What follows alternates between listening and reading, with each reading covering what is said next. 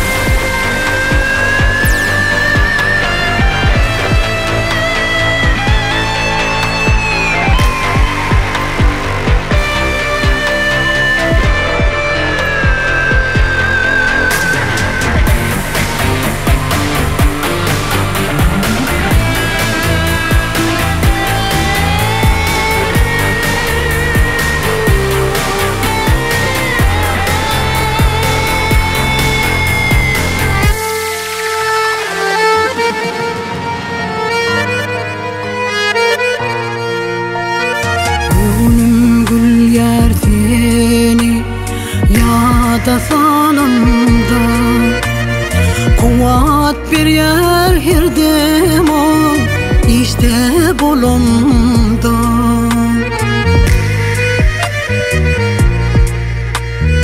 Yadigar yalayı ele alamda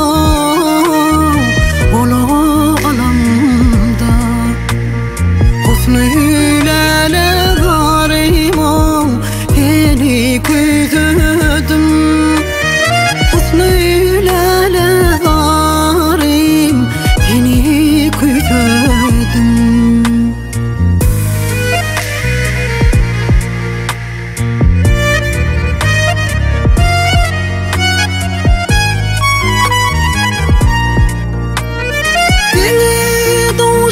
Tut yar, bağıt yar toyu Bitti gülgüneli, bebe yarıyı Yar, yar, yar, yar, yar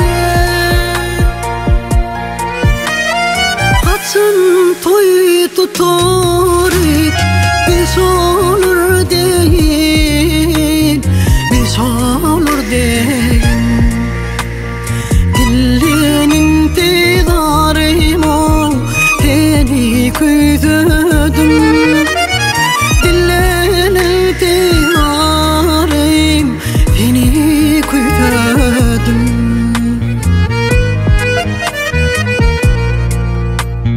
Dillin intidarım o Seni küydüdüm